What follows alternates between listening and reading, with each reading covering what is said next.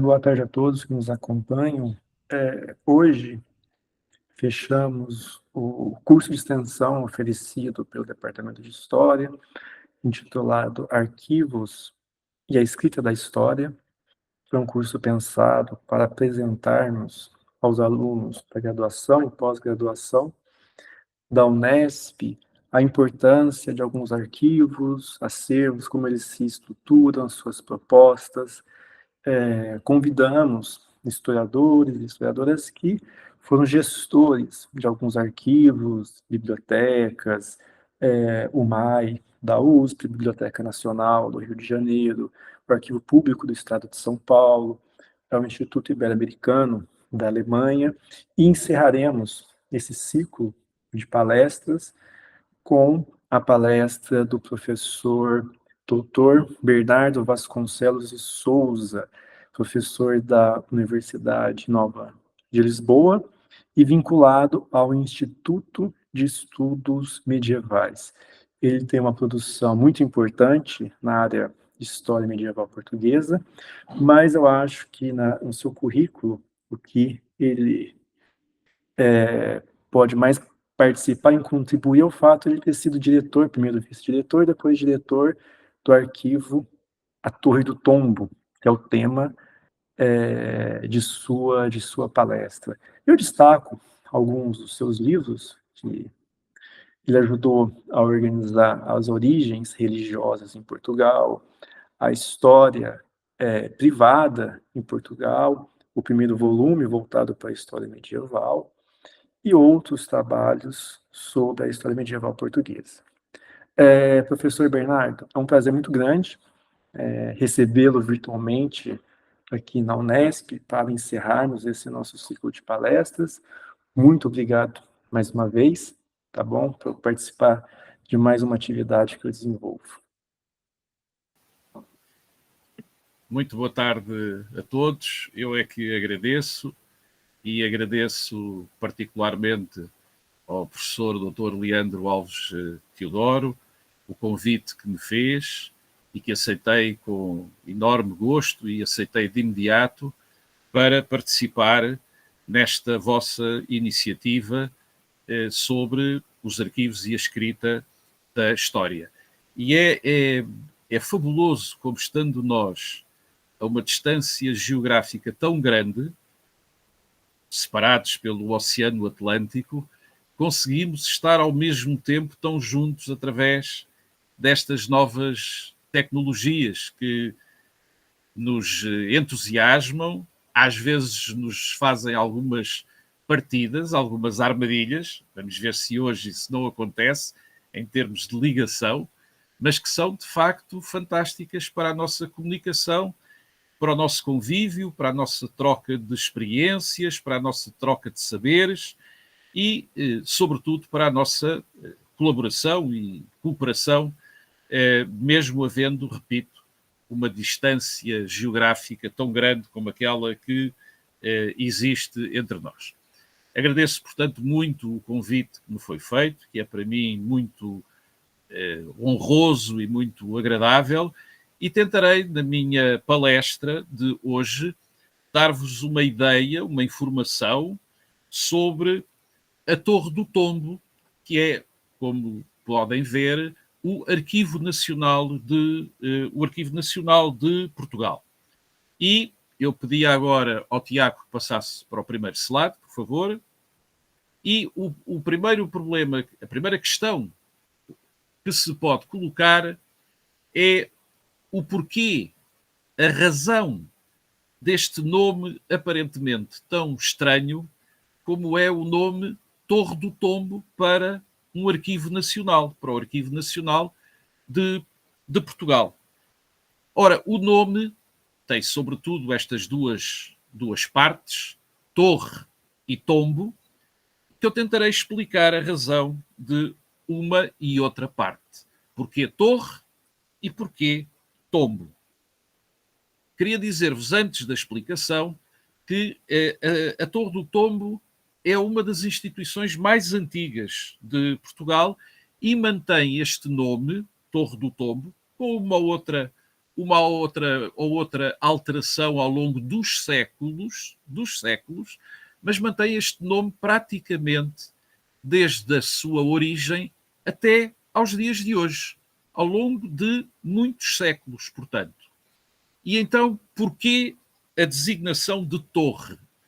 A designação de torre tem a ver com o facto de, inicialmente, este arquivo estar localizado numa das torres mais importantes do Castelo de Lisboa, daquilo que nós ainda hoje chamamos o Castelo de São Jorge, situado em Lisboa, e de que vocês podem ter uma representação do século XVI, que estão a ver no slide, e lá ao cimo, muito ao cimo mesmo, é uma representação desenhada por Ventura, talvez entre 1540 e 1550, ou, para outros autores, entre 1570 e 1580.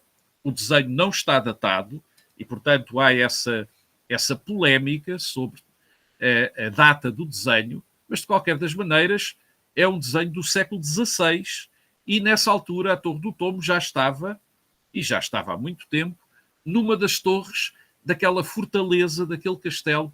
Vocês podem ver nesta reprodução da cidade de Lisboa, neste desenho sobre a cidade de Lisboa, mesmo no alto. Não se consegue ler o que está escrito, porque a reprodução aqui é muito pequena, mas eu posso vos garantir, e vocês acreditarão, que o que está lá escrito é, em cima, é o Castelo de Lisboa, o castelo, e os Passos del Rei. Portanto, era no Castelo de Lisboa, numa das torres do Castelo de Lisboa, que estava guardado este arquivo real, este arquivo da coroa portuguesa, e que estava guardado desde a Idade Média. E essa designação de Torre do Tombo, hoje o arquivo, como já irei explicar, já não está no mesmo local, por várias razões, mas ficou essa designação de torre associada a esta torre do Castelo de Lisboa, do Castelo medieval de Lisboa. A segunda componente do nome, o segundo composto do nome é tombo. Tombo, atualmente, na nossa linguagem corrente, significa queda. Mas na Idade Média, e eu creio que isso ainda acontece, nomeadamente no português do Brasil, tombo significava o livro das demarcações e dos registros dos bens régios, ou dos bens de uma maneira geral. Neste caso, referia-se aos bens, às propriedades e aos direitos dos reis de Portugal. Portanto, a Torre do Tombo era o arquivo que estava situado numa torre do Castelo de Lisboa e que guardava os livros, a documentação das demarcações dos bens régios, dos direitos de propriedade e, tanto quanto sei, ainda se usa no português do Brasil a expressão tombar uma propriedade, com o sentido, com o significado de registar, digamos, os limites dessa mesma propriedade. Portanto, a explicação para o nome Torre do Tombo tem a ver com estes dois factos. A torre em que se situava o arquivo no Castelo de Lisboa, e esse arquivo era composto pelo tombo, ou pelos tombos, pelos livros que registavam os bens régios. Como eu vos disse há pouco, a Torre do Tombo é uma das instituições mais antigas em Portugal e que vai mantendo ao longo dos séculos esse nome com pequenas variações. A primeira menção, a primeira referência escrita que chegou até nós sobre a Torre do Tombo, ou seja, sobre este arquivo da coroa portuguesa situado numa torre do Castelo de Lisboa, a primeira referência escrita que chegou até nós é de 1378. É a primeira referência escrita, mas percebe-se por ela que já existia a Torre do Tombo, que já existia o arquivo régio português, o arquivo da coroa portuguesa.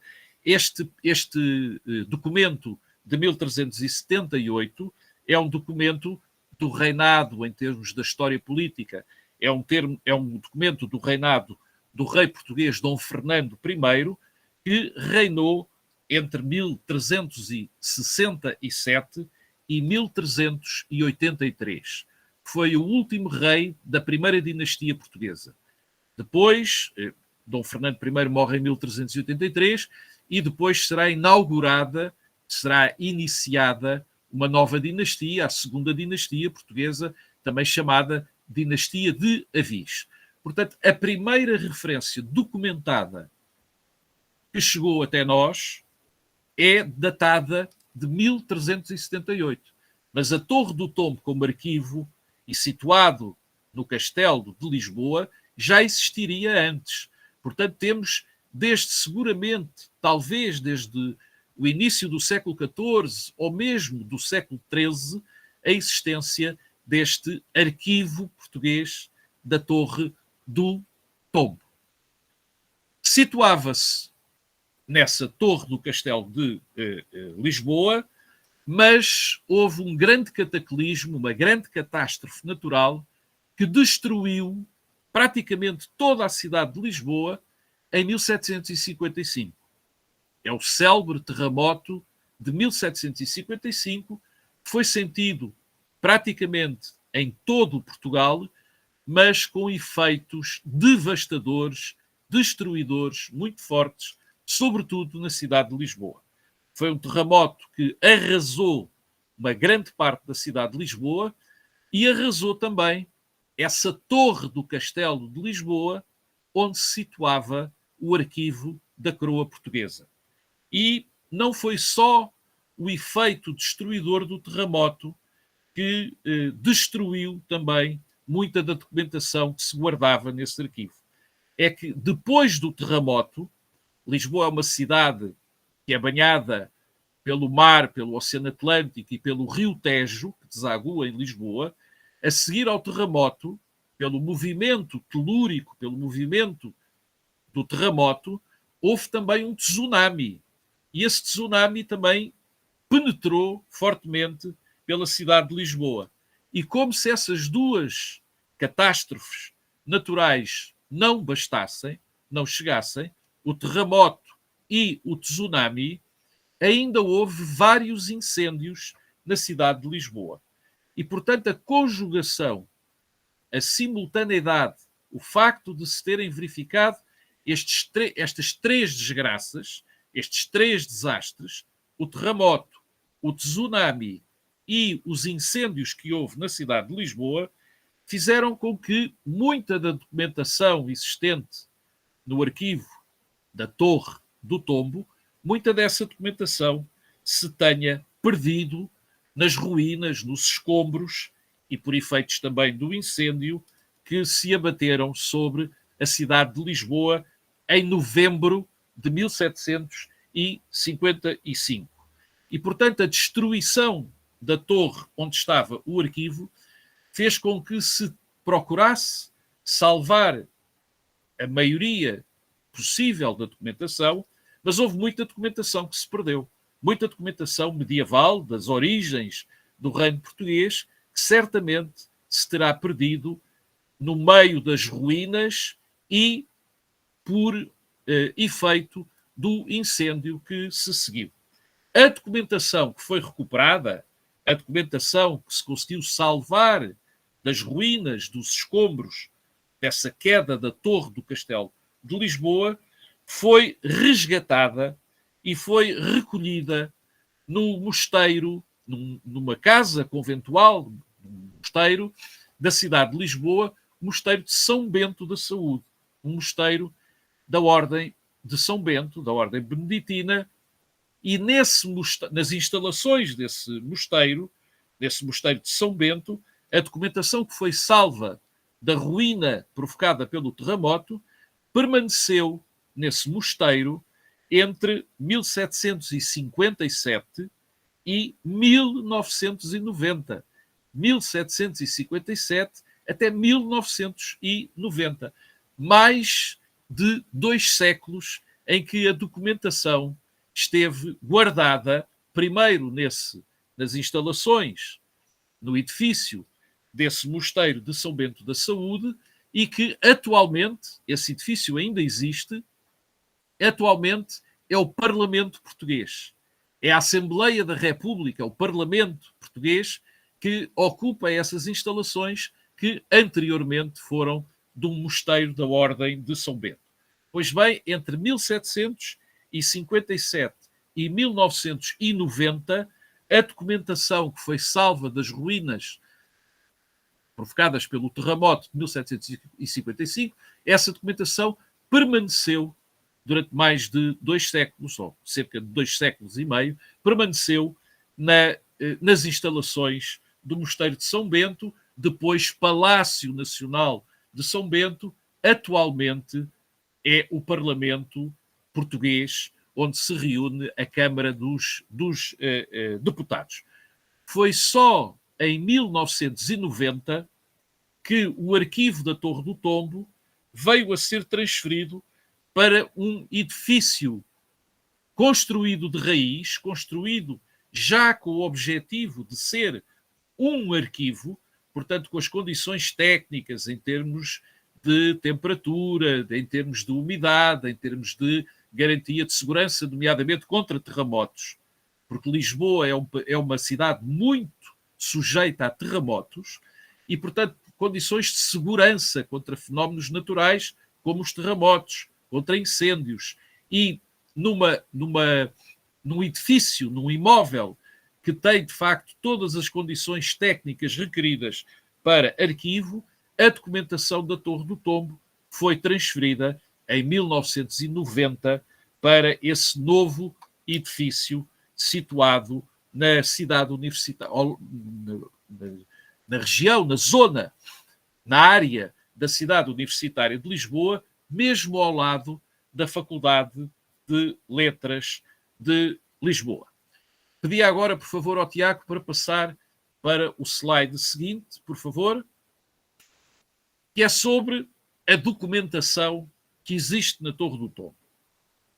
É impossível, evidentemente, nesta palestra, falar de todos os fundos e de todas as coleções documentais existentes na Torre do Tombo. Só para vos dar uma ideia, há mais de 1000 fundos documentais, mais de 50 quilómetros lineares de documentação que vai desde o século IX até ao século XXI.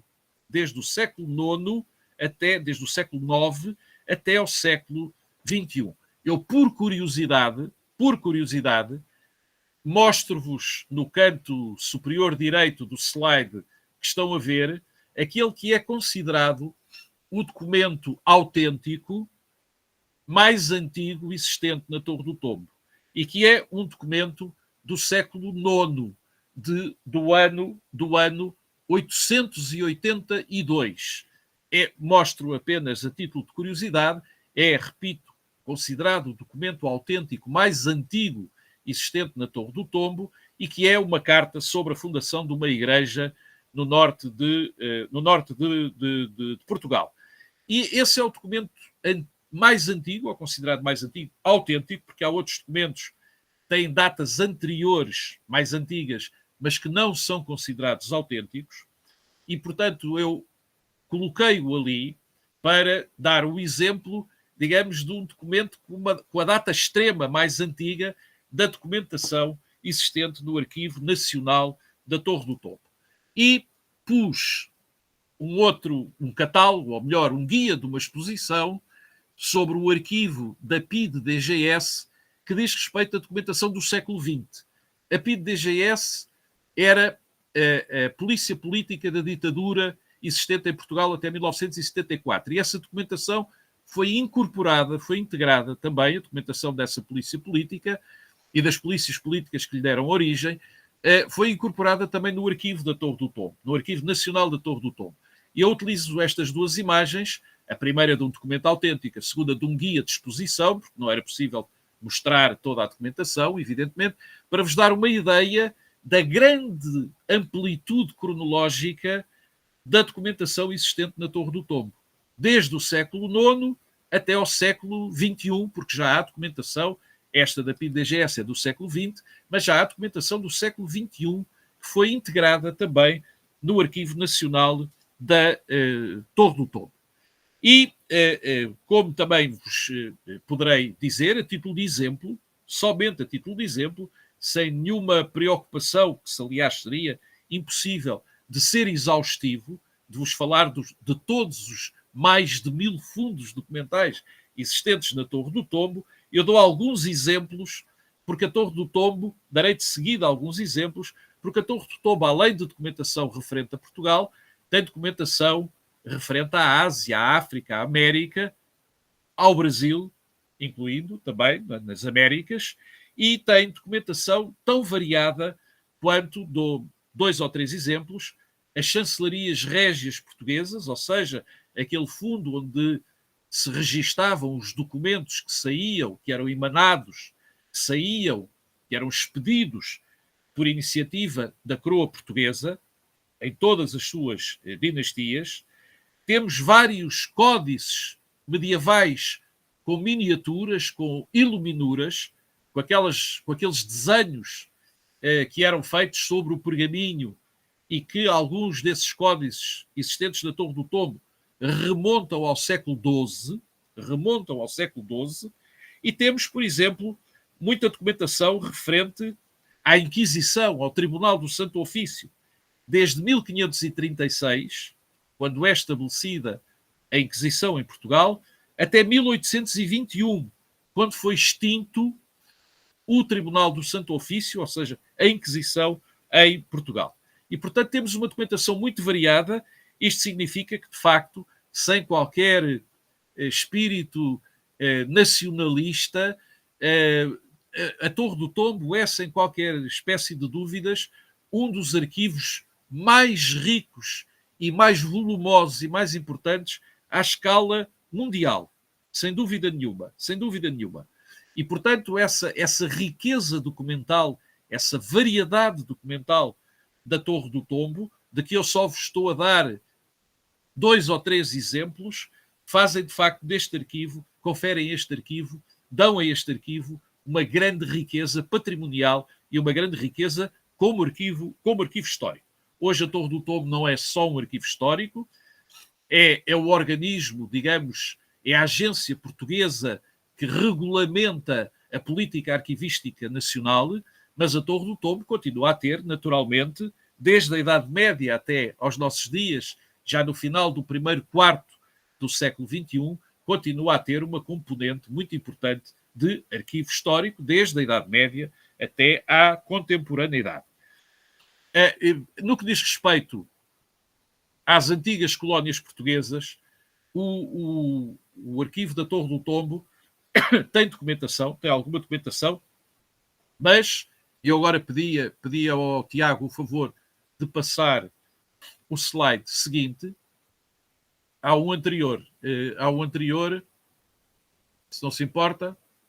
Isso, ou então é o seguinte, passa à frente, por favor, Tiago, desculpe. Exatamente, é este, depois voltaremos atrás. Por exemplo, também a título meramente exemplificativo, é na Torre do Tombo que está depositada a célebre carta de Pero Vaz de Caminha de 1500 e que dá conta do achamento, como é dito no documento, do achamento da terra de Veracruz, que é hoje o Brasil, como bem sabemos. Portanto, esse documento do achamento do Brasil está na Torre do Tombo, e há outra documentação referente ao Brasil. Mas a maior parte da documentação histórica sobre o Brasil colónia não está na Torre do Tombo. Está num outro arquivo existente em Lisboa, que é o Arquivo Histórico Ultramarino.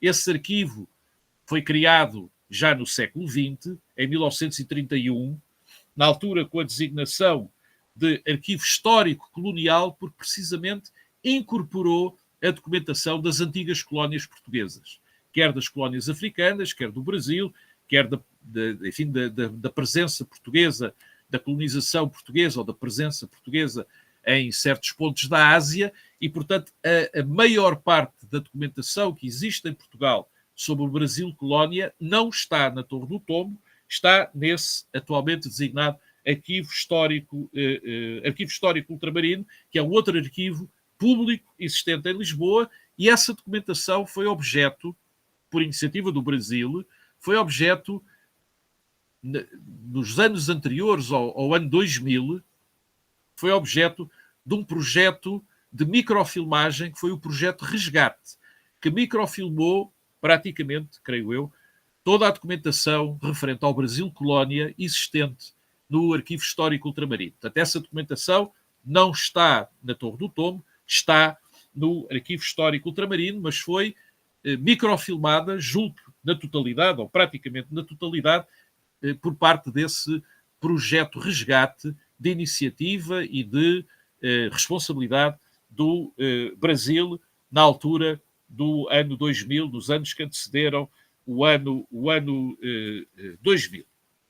E, portanto, a documentação existente na Torre do Tombo tem, como aliás se pode ver, aqui é só apenas um pormenor do fólio inicial da Carta de Pedro Vaz de Caminha, que dá conta do achamento do Brasil em 1500. Há outra documentação, mas repito, a maior parte da documentação para o período moderno, naturalmente, moderno e contemporâneo, do Brasil colónia está no Arquivo Histórico Ultramarino, também situado em Lisboa. Peço ao Tiago, por favor, que adiante mais um slide. Este mesmo, muito obrigado, Tiago.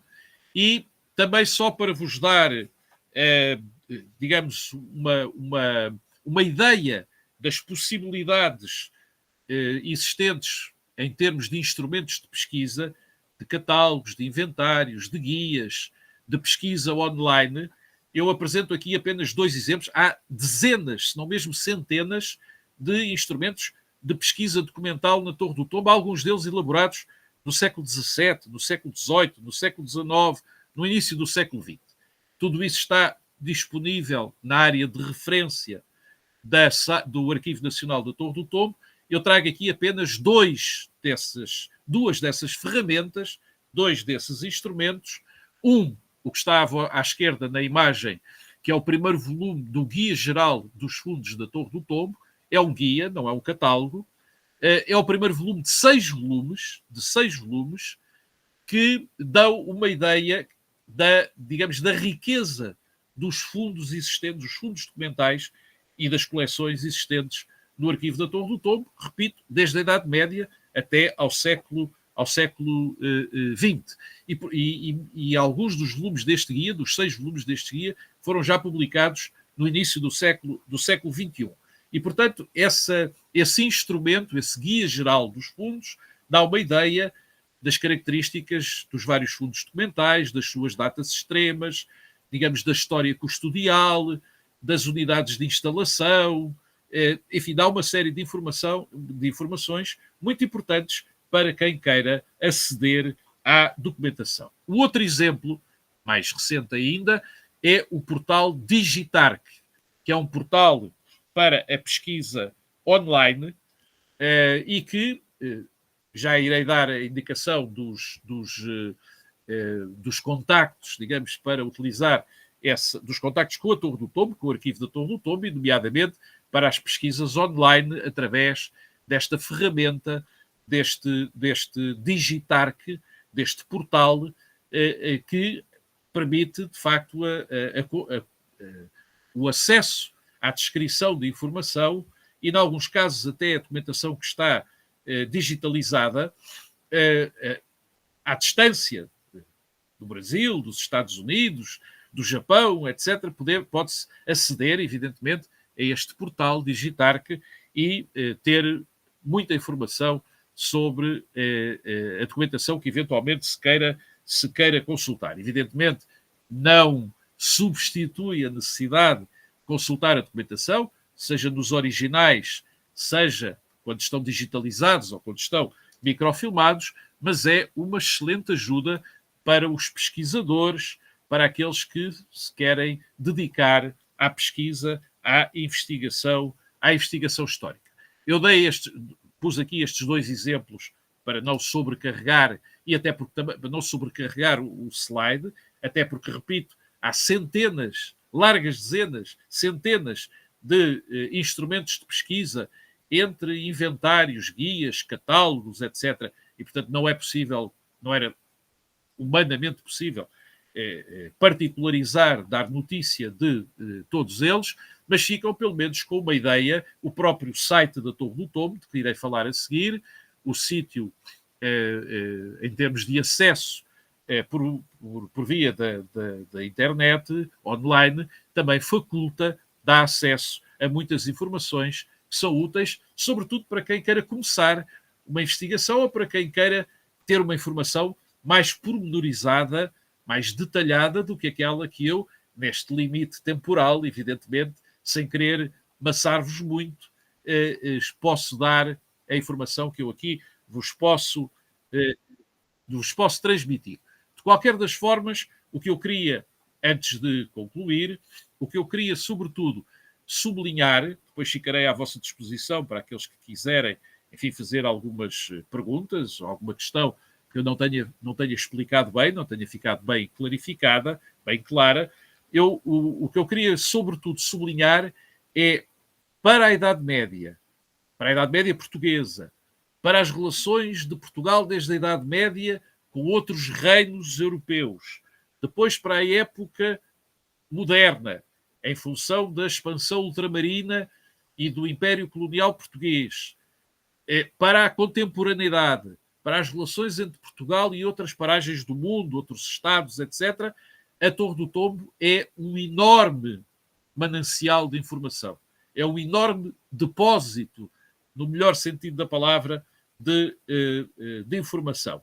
E, portanto, é um arquivo histórico, como disse, sem qualquer intuito nacionalista, é um dos arquivos históricos mais importantes e mais ricos, quer em termos de quantidade de documentação, quer em termos da qualidade do tipo de informação que essa mesma documentação nos permite ter. Pedia então agora ao Tiago para mostrar o último slide, por favor. Aqui podem ver, antes de passar aos contactos, podem ver uma fotografia, uma fotografia parcial da fachada, da parte principal, da entrada principal, do tal edifício que foi inaugurado em 1990 e que é hoje o local onde está a Torre do Tombo. É um edifício que fica ao lado na cidade universitária de Lisboa, ao lado da Faculdade de Letras, em frente à Faculdade de Direito, em frente à Faculdade de Psicologia, perto da Faculdade de Medicina da Universidade de Lisboa, e é um edifício, como podem ver pelas suas próprias linhas arquitetónicas, é um edifício moderno, mas o mais importante não é isso, do meu ponto de vista. O mais importante é que é, pela primeira vez na história portuguesa, um edifício que foi construído especificamente para ser o Arquivo Nacional. E, portanto, para preservar o melhor possível, em termos das condições internas, preservar o melhor possível, quer na segurança, quer no acondicionamento, a documentação de um arquivo tão rico como aquele de que estamos a falar, da Torre do Tombo. É um arquivo, é um edifício muito moderno, como vos disse, inaugurado em 1990. A documentação foi transferida do antigo Mosteiro de São Bento da Saúde, hoje Parlamento Português, hoje Câmara dos Deputados de Portugal, foi transferida em 1990 para estas novas instalações e é aqui que os pesquisadores, em acesso direto, digamos, podem consultar a documentação que está na Torre do Tombo.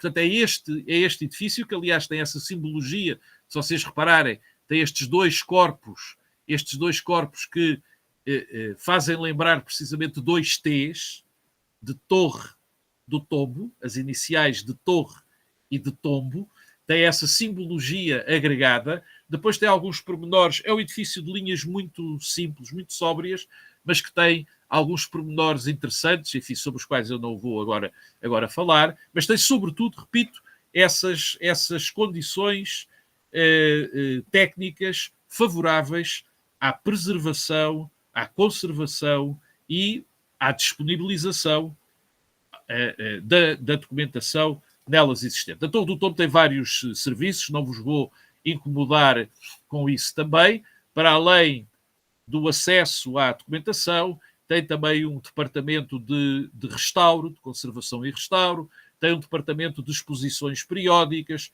exposições a partir da documentação da Torre do Tombo ou de outra documentação de outros arquivos, e exposições organizadas por temas ou por épocas ou em torno de figuras relevantes de vários períodos históricos, sejam eles quais forem, e, portanto, a Torre do Tombo não é só um depósito de pergaminhos ou de papéis velhos, é um organismo vivo com várias funções, várias competências que vão, como disse, desde a conservação da documentação até às possibilidades do restauro e da disponibilização no acesso a esses mesmos documentos.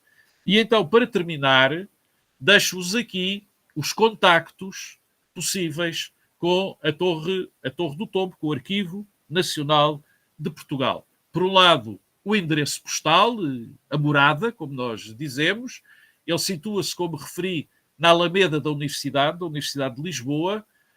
Tem a indicação do código postal e depois dou também a indicação do e-mail para um contacto à distância, mail@pglab.gov.pt, porque a Torre do Tombo está organicamente dependente, institucionalmente dependente, da Direção-Geral dos Livros, dos Arquivos e das Bibliotecas, que é um organismo, é uma Direção-Geral, é um organismo do governo português. Portanto, é um arquivo público e tem essa tutela administrativa da Direção-Geral do Livro, dos Arquivos e das Bibliotecas, como Direção-Geral da estrutura orgânica do governo português. Deixo-vos também o endereço web da internet, ANTT, portanto, Arquivo Nacional da Torre do Tombo, .dglab, Direção-Geral do Livro, dos Arquivos e das Bibliotecas, .gov.pt. E deixo-vos, finalmente, o portal de pesquisa online, o portal de pesquisa online que há pouco vos mostrei, digamos, o frontispício, a primeira imagem, do digitarc.arquivos.pt, e que é aquele... Pedi ao Tiago para voltar um slide atrás, por favor. Outro, que é esta apresentação que aqui podem ver na parte direita do ecrã do slide que está a ser projetado. Portanto, quando vocês entram no Digitarc, é esta a imagem que vos aparece e é a partir daqui que podem explorar a documentação da Torre do Tombo, como é também a partir do próprio site que há pouco mencionei, ant.dglab.gov.pt. Podem também, através do site institucional da Torre do Tombo, do Arquivo Nacional da Torre do Tombo, ter um contacto mais aprofundado e mais diversificado do que aquele que, neste limite temporal, vos posso aqui transmitir.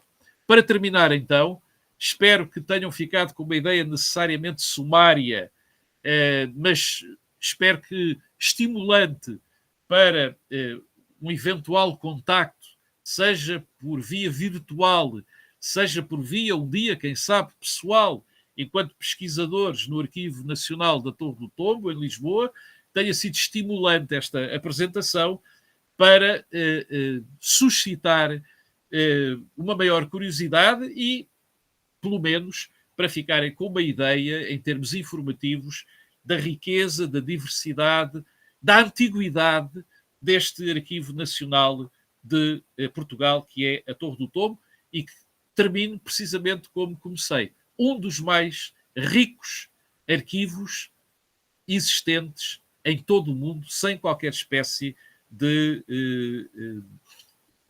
complexo, digamos, de superioridade nacionalista. É um arquivo de uma enorme riqueza, como vos disse, com documentação desde o século IX até ao século XXI.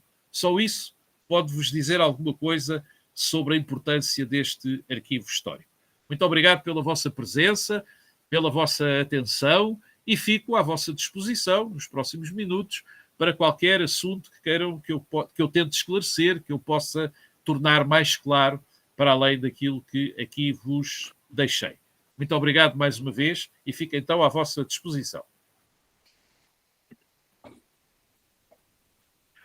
Olá, Bernardo. Muito obrigado pela excelente palestra. Acho que informações muito enriquecedoras, que grande parte do público acho que desconhecia. Nós abrimos, então, a primeira roda de perguntas. Vocês podem enviar as perguntas tanto pelo chat ou também aqui, ligando a câmera ou mesmo se pronunciando, tá? Podem ficar à vontade. Enquanto vocês formulam algumas perguntas, eu tenho ao menos duas, professor Bernardo. Seria possível o senhor comentar um pouco sobre o processo de incorporação do fundo de Alcobaça à Torre do Tombo? Porque um dos fundos, pelo menos para nós medievalistas, os manuscritos de Alcobaça são muito importantes, muito ricos. Eu sempre tive uma curiosidade para saber sobre esse processo de absorção dos fundos de Alcobaça, se o senhor tem algumas informações mais pontuais. E sobre os arquivos distritais de Portugal, tem um arquivo muito famoso, que é o arquivo distrital de Évora, né? Existe alguma relação entre, especificamente, o arquivo distrital de Évora? Porque me parece que quando nós solicitamos, eu mesmo já solicitei alguns documentos de Évora, parece que passa pela Torre do Tombo, pelo Arquivo Nacional. Eu estou enganado? São arquivos que funcionam de maneira separada. São essas duas perguntas para a gente iniciar o nosso bate-papo. Muito obrigado, professor Leandro Alves Teodoro. Tenho muito gosto em responder a essas duas questões, começando pela segunda questão. A Torre do Tombo superintende administrativa e tecnicamente sobre os chamados arquivos distritais de Portugal. Portugal está administrativamente dividido em vários distritos, em 18 distritos, além das regiões autónomas da Madeira e dos Açores, e no que diz respeito aos 18 distritos do continente português, da parte continental de Portugal, as regiões autónomas dos Açores e da Madeira têm autonomia administrativa, têm governos autónomos e, portanto, funcionam, digamos, com essa independência, podemos dizer. No que diz respeito aos arquivos distritais, aos 18 arquivos distritais da parte continental de Portugal, há só dois que não dependem da Torre do Tombo. É o Arquivo Distrital de Coimbra, que está ligado organicamente à Universidade de Coimbra, e é o Arquivo Distrital de Braga, que está ligado organicamente à Universidade do Minho. Todos os outros 16 arquivos distritais, incluindo, portanto, Évora, estão ligados organicamente à Torre do Tombo, à Direção-Geral do Livro, dos Arquivos e das Bibliotecas, por sua vez, um organismo do governo português. Mas, tecnicamente, estão ligados também, e até administrativamente, estão ligados à Torre do Tombo. E, portanto, a Torre do Tombo tem essa função normalizadora, em termos técnicos, e essa função técnica, no sentido mais amplo da expressão, relativamente a todos os arquivos distritais, que, no entanto, têm instalações próprias. Já falarei um pouco sobre o de Évora, sobre o arquivo de Évora, porque é um caso um pouco particular, mas tem instalações próprias, tem um diretor próprio e tem funcionários próprios que estão estabelecidos, esses edifícios, esses arquivos e o seu corpo de funcionários estão estabelecidos na respectiva capital do distrito. Em Santarém, em Setúbal, em Évora, em Beja, em Faro, no Porto, em Viana do Castelo, enfim, em Bragança, em todos os distritos em que Portugal está dividido administrativamente. Muitos desses arquivos têm edifícios novos ou edifícios patrimoniais que foram adaptados tecnicamente a arquivos e que são obra digamos, das renovações já operadas no século XX ou no século XXI, construindo edifícios de raiz ou adaptando à função de arquivo edifícios patrimoniais, por exemplo, mosteiros medievais ou da época moderna, que já existiam anteriormente. E, portanto, são arquivos perfeitamente funcionais, com uma dimensão mais reduzida, naturalmente, do que a Torre do Tombo, mas com essa ligação à Torre do Tombo, e poderão consultar, ter uma informação sobre cada um desses arquivos distritais através precisamente do site da Direção-Geral dos Arquivos, do Livro, dos Arquivos e das Bibliotecas, Departamento Governamental português. No caso de Évora, particular que o professor Leandro mencionou, Évora é o único arquivo distrital que até hoje não tem um edifício próprio adequado, está em instalações ainda muito precárias, por problemas, enfim, da mais diversa ordem e que não são financeiros. Muitas vezes há o problema financeiro, mas neste caso não foi o problema financeiro que fez com que houvesse um atraso na construção de um novo edifício para o Arquivo Distrital de Évora. No entanto, é um arquivo muito rico, como é muito rica a Biblioteca Pública de Évora. Mas a Biblioteca Pública de Évora não está na dependência do Arquivo da Torre do Tombo. Está na dependência da Direção-Geral do Livro, dos Arquivos e das Bibliotecas, organismo governamental, e está tecnicamente ligada à Biblioteca Nacional de Portugal. E tem um acervo bibliográfico muitíssimo rico também. É uma biblioteca patrimonial muito rica, mas que não está na dependência, porque é uma biblioteca, não é um arquivo, não está na dependência da Torre do Tombo. No que diz respeito à Alcobaça, só um breve enquadramento histórico inicial. O Mosteiro de Alcobaça, de onde vem a documentação do Fundo Alcobacense, o Mosteiro de Alcobaça foi uma das abadias cistercienses mais importantes da Idade Média em todo o Ocidente Europeu. Tinha uma enorme dimensão, teve o apoio do primeiro rei português, Afonso Henriques, para a sua fundação, para a fundação do Mosteiro de Alcobaça, e teve um papel importantíssimo a todos os níveis no povoamento e no aproveitamento da região em que se insere, na região de Alcobaça, em que se insere esse mosteiro, que, repito, tem uma origem medieval. E de meados do século XII, com o apoio do primeiro rei português e de todos os reis portugueses que apoiaram, sob as mais diversas formas, apoiaram esse mosteiro de Alcobaça. Portanto, Alcobaça tem uma documentação que vem desde a Idade Média, desde que o mosteiro foi fundado, com inúmeras mercês, cartas de privilégio concedidas pelos vários reis portugueses, com a administração do mosteiro, que teve um papel económico fundamental no aproveitamento agrícola, no arroteamento, no desbravamento de terras para o seu aproveitamento agrícola, e, portanto, a documentação do Mosteiro de Alcobaça, além da livraria do Mosteiro de Alcobaça, essa livraria do Mosteiro de Alcobaça foi incorporada não na Torre do Tombo, mas na Biblioteca Nacional de Portugal, e é lá que está, e a documentação arquivística, propriamente dita, essa está na Torre do Tombo. E é uma documentação muito rica para a história económica, para a história da arte, para a história das mentalidades, para a história institucional, para a história da própria ordem de Cister, exatamente porque a Abadia de Alcobaça tinha um peso e tinha uma densidade em termos da sua influência absolutamente apreciável. E, portanto, é a documentação medieval do Mosteiro de Alcobaça, como aconteceu, aliás, com a documentação de todos os mosteiros medievais e da época moderna em Portugal, maioritariamente veio a ser incorporada no Arquivo Nacional da Torre do Tombo no século XIX.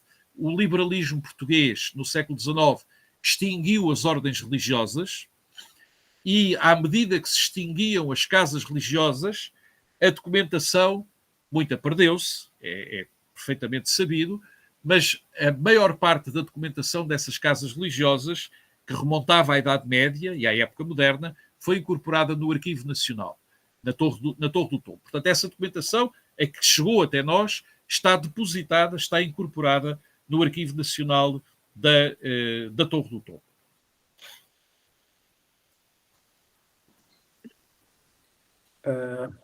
Professor Bernardo, temos uma pergunta aqui no chat.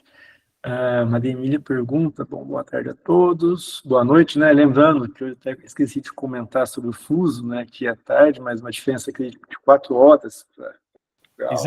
Exatamente. Aqui estamos em Lisboa, estamos a começar a anoitecer. A gente esquece um pouco do fuso, né? Professor Bernardo, agradeço pela excelente apresentação. Gostaria de saber se houve alguma alteração no arquivo da Torre do Tombo durante a União Ibérica. Interessante. União das Coroas, se houve alguma mudança na gestão dos arquivos, né? Até interessante. Será que documentos portugueses foram deslocados para a Espanha, ou vice-versa? Muito bem. Há documentação desse período, naturalmente, toda a documentação portuguesa referente a esse período, entre 1580 e 1640, portanto é o período, digamos, da dominação filipina, porque os reis espanhóis eram Filipes, Filipe I, Filipe II e Filipe III de Portugal, que correspondiam respectivamente a Filipe II, Filipe III e Filipe IV de Espanha. Essa documentação referente a Portugal existe na Torre do Tombo.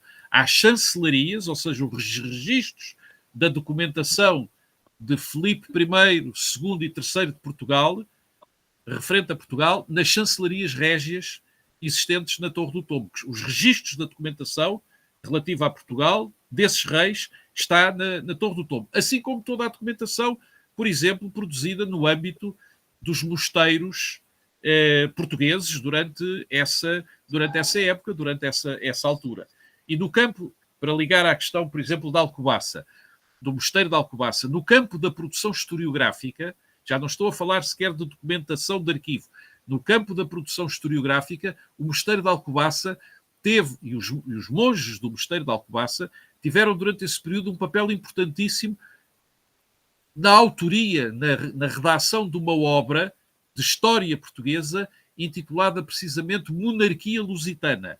E, portanto, o mosteiro de Alcobaça, na ausência de uma corte régia permanente instalada em Portugal, porque a corte régia estava em Espanha durante esse período, o mosteiro de Alcobaça foi o principal centro de produção historiográfica, nomeadamente dessa obra intitulada Monarquia Lusitana, de produção historiográfica em Portugal. E, portanto, Alcobaça, isto também vos dá uma ideia, não só da documentação de arquivo, mas também na produção historiográfica, essa obra monumental que é a Monarquia Lusitana e que foi produzida por monges cistercienses, na sua maioria cistercienses, do mosteiro de Alcobaça. Dá-vos uma ideia da pujança do mosteiro de Alcobaça e, de facto, da produção documental e da produção historiográfica que continuou a existir durante o domínio filipino em Portugal. Depois, com a instauração da nova dinastia portuguesa, com a restauração da independência portuguesa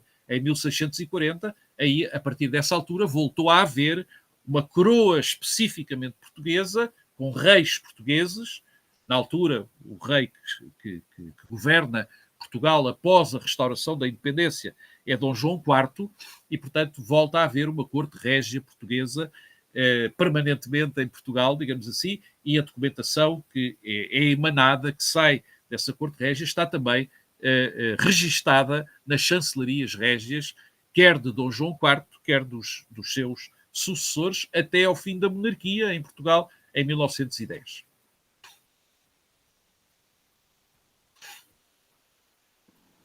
Há um comentário aqui, e a produção referente aos mundos ultramarinos de domínio português, Brasil e África, ficou sob a guarda da Torre do Tombo ou foi para a Espanha, no arquivo de Simancas, por exemplo? Há alguma documentação portuguesa ou referente a Portugal no Arquivo Geral de Simancas, é verdade. Mas, por exemplo, até alguma documentação medieval no arquivo de nobreza em Espanha, que atualmente está em Toledo, que esteve até há cerca de 3 décadas, esteve em Madrid, no Arquivo Histórico Nacional, mas depois foi criado um arquivo de nobreza que passou para Toledo, e há documentação portuguesa nesse arquivo de Toledo e no Arquivo Histórico Nacional em Madrid, mas que normalmente era documentação que linhagens portuguesas ou indivíduos portugueses da nobreza medieval, nomeadamente, levaram consigo em situações de crise, de conflito político, etc., que levaram consigo para a Espanha.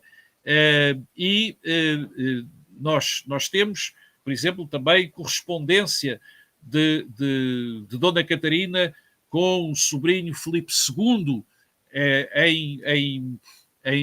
em Portugal.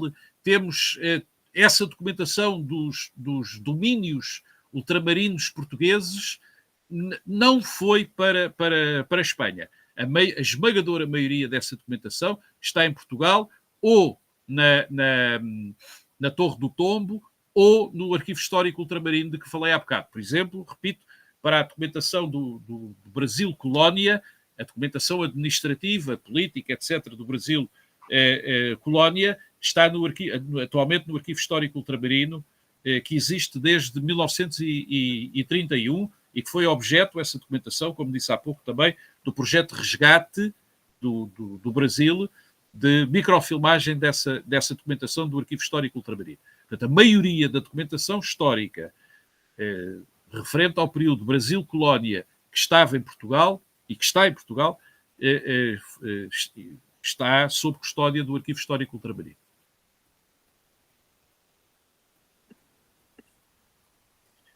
Bom, Carlos, agradecendo.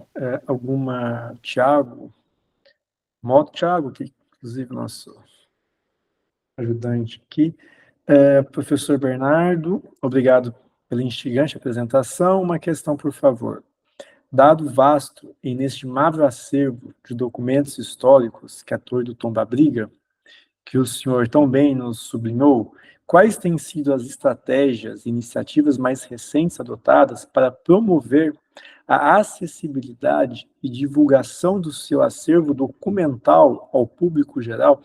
Eu aproveito, Bernardo, tenho uma outra pergunta que eu queria fazer ao senhor. Aproveito o ensejo, porque é um tema semelhante. O Arquivo Nacional ele oferece para o público cursos abertos de restauro, paleografia, numismática, enfim, cursos gerais para numismática, não, porque no caso não seria o acervo propriamente, mais diplomática e paleografia, né? No caso, voltado mais para o acervo próprio da Torre do Tombo. E também restauração, né? Como que o senhor bem destacou, essa prática de restauro não é só acervo, mas também restauração dos documentos do fundo.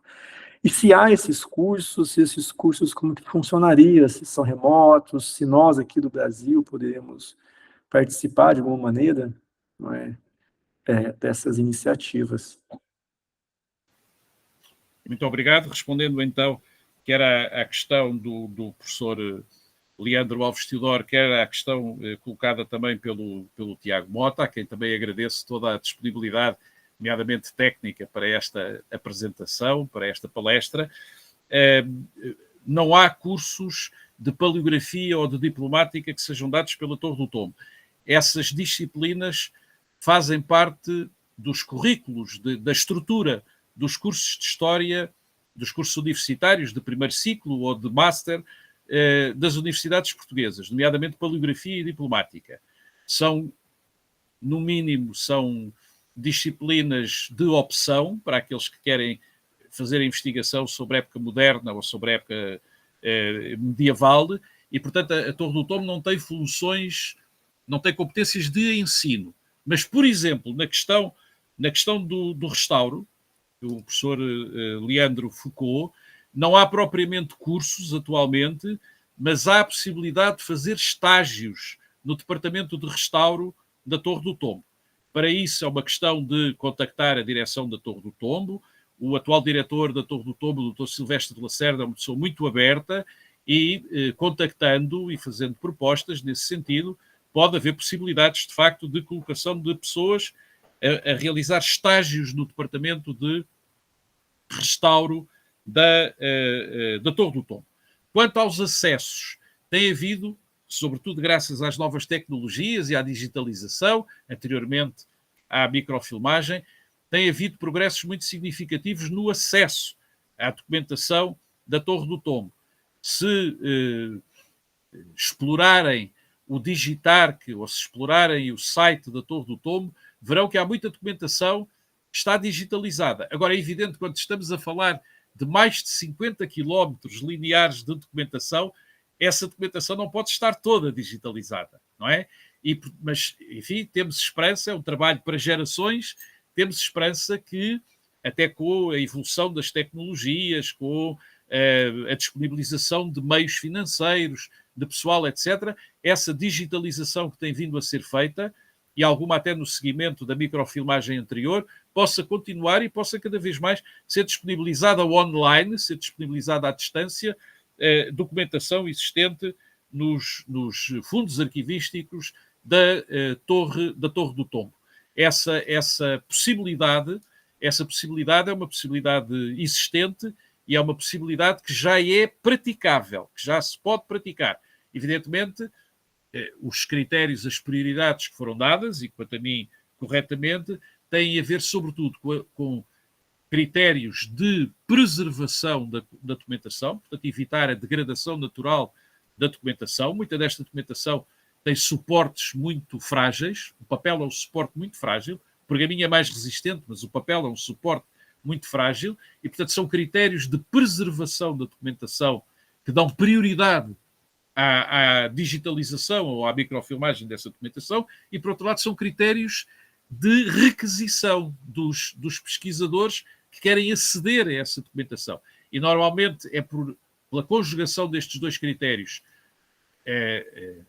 o acesso para o maior número de pesquisadores e a preservação que se estabelecem em função destes dois critérios, são estabelecidas as prioridades da digitalização e da disponibilização da documentação online por parte da Torre do Tombo.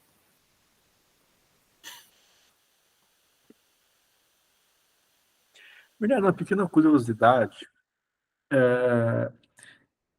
Algumas vezes, isso tanto para a biblioteca, para a Torre do Tombo, quanto às vezes para alguns arquivos espanhóis também, Escorial, e a gente compra o documento, né, as imagens, e, enfim, o arquivo envia para a gente, e depois de alguns dias, esse mesmo documento ele está disponível publicamente para download gratuito. Gostaria de saber se o senhor sabe se é uma política, uma vez que é realizada a digitalização, a cópia digital desse documento, se é uma recomendação, depois de alguém ter pagado por essas digitalizações, se os arquivos têm como prática disponibilizar gratuitamente essas mesmas imagens, porque eu não sei se é coincidência ou não, nunca procurei saber, uma curiosidade minha, tanto em relação a documentos espanhóis quanto documentos portugueses, chegam as imagens, depois de 2 dias, consulto e vejo que o mesmo documento não estava disponível antes da minha solicitação, mas está disponível depois. Do fundo de Alcobaça aconteceu isso, do Escorial, a mesma coisa. Aí pensei se não seria alguma política desses arquivos para disponibilizar imagens depois que alguém já tenha as solicitado.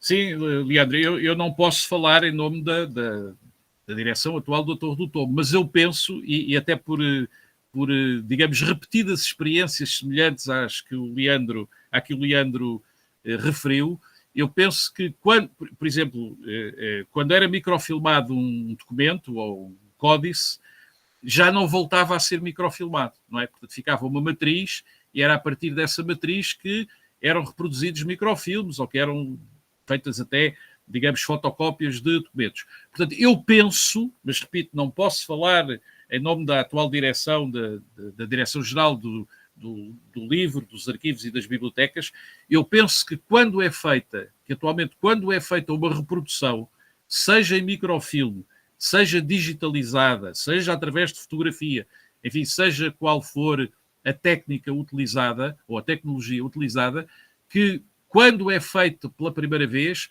a partir daí já não se volta a fazer nem a microfilmagem, nem a digitalização, nem a fotografia, e, portanto, essa imagem inicial, seja ela qual for, passa a poder ser disponibilizada.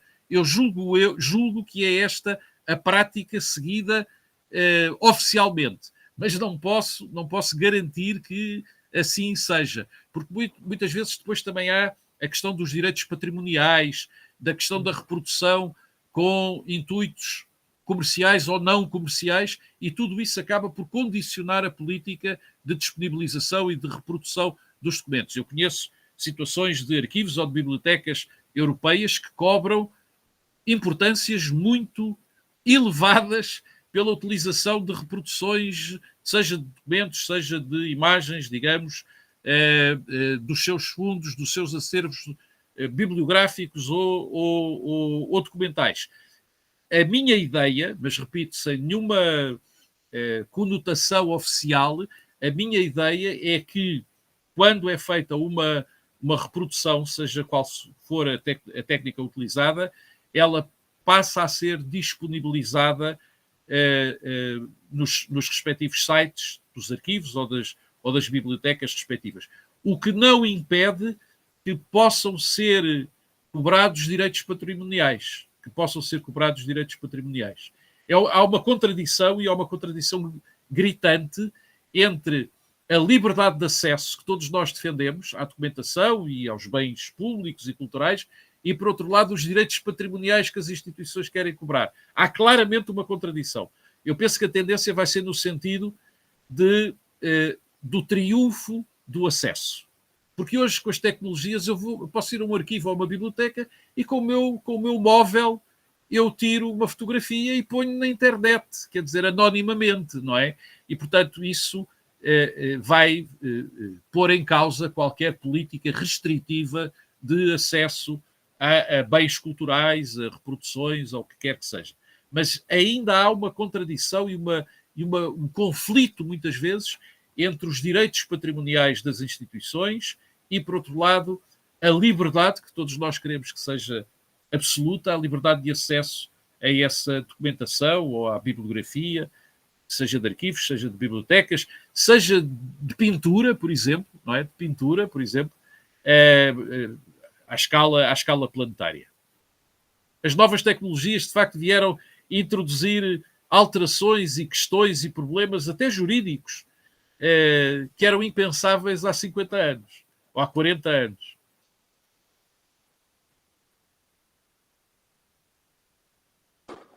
Bom, professor Bernardo, muito obrigado pelas respostas. Eu acho que podemos encerrar a palestra. Estou um pouco tarde, inclusive, em Portugal. Não quero tomar mais o seu tempo. Eu é que agradeço, e foi ótima esta experiência, mesmo claro, que à distância, esta experiência de dialogar com pessoas que falam a mesma língua, embora com pronúncias diferentes, o português europeu, o português do Brasil, e tantos laços culturais, no fundo, são os que perduram mais tempo. Os laços económicos, os laços políticos, estão muito sujeitos às conjunturas. Os laços culturais perduram séculos. E isso é muito gratificante, creio que para todos nós. E falamos também de alguns sentimentos incomuns, né? Lembrando, antes, né, de entrarmos, aquele bate-papo nosso, quando eu falei sobre a saudade, né? Que é um elemento que compartilhamos, tanto de uma palavra que compartilhamos com uma expressão sentimental tão forte para portugueses e brasileiros. Então, professor Bernardo Vasconcelos de Souza, mais uma vez, muitíssimo obrigado pela sua participação. Um abraço desse lado do Atlântico. Grande abraço. Tá bom? E obrigado. Muito obrigado. Uma boa noite para você também, e para todos aqueles... Bom dia uma para boa vocês, tarde. para todos. Muito obrigado pela vossa presença e aquele abraço. daqui. Tchau, tchau, gente. Tchau. Uma boa tarde.